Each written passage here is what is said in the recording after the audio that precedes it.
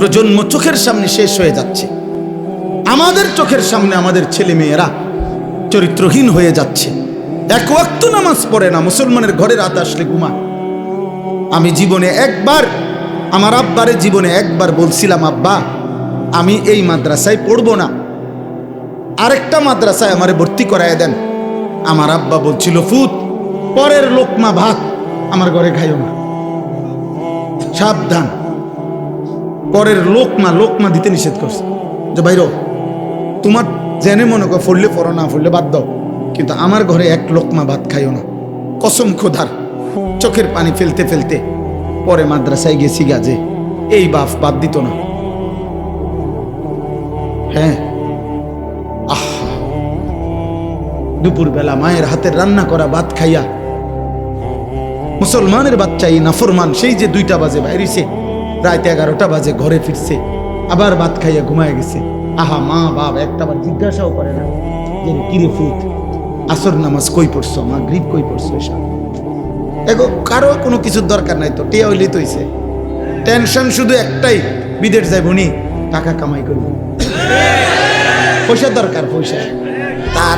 তার নামাজ দিয়ে তে বুঝুক আমার টাকার দরকার। এই জন্য ফুতেরে কয় যে বুঝছি তোমারে দিয়ে হইতো না, কোনো কামে লাগলে লাগো, নইলে বাড়ি যাও। টাকা দিলে লাইনে আছে, টাকা না দিলে বেলাইনে আছে। সন্তান বুঝা গেল, আপনার সন্তান আপনার টাকা উপার্জনের মেশিন বানাইছেন।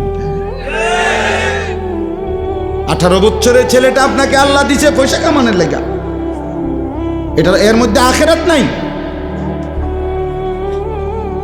আপনার স্ত্রীর আখেরাত নাই, আপনার মেয়ের আখেরাত নাই।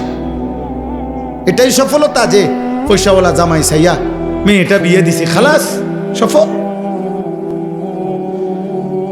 আল্লাহ আমাদেরকে বুঝ দান করেন, আল্লাহ আমাদেরকে ফিকির দান করেন। অনুভূতি চাই বাবা। অভিভাবক আপনারা বদলান, আপনারা চেঞ্জ করেন, আপনারা হিসাব লাগান। এই সমাজ এমনি ছেড়ে দিলে হবে না, আগামী প্রজন্ম নিরাপদ থাকবে না। এই ছেলে পেলে এরা তোমরা বড় হইবা বাবা, আমার কথা বুঝো। তোমরা যারা এই 14, 16, 18, 20 বছর বয়সী একটা প্রজন্মের যদি বড় অংশ, তোমরা যদি বেনামাজি হইয়া বেড়ে ওঠো, তোমরা যদি নারী দেখতে দেখতে, ছবি দেখতে দেখতে, উলঙ্গ দৃশ্য দেখতে দেখতে তোমরা যদি বেড়ে ওঠো, খোদার কসম আব্বা, তোমাদের হাতের পরের জেনারেশন ওরা বহুত বড় কমবখ, বড় বেশি দুশ্চরিত্র হবে। এটা মনে রাখো।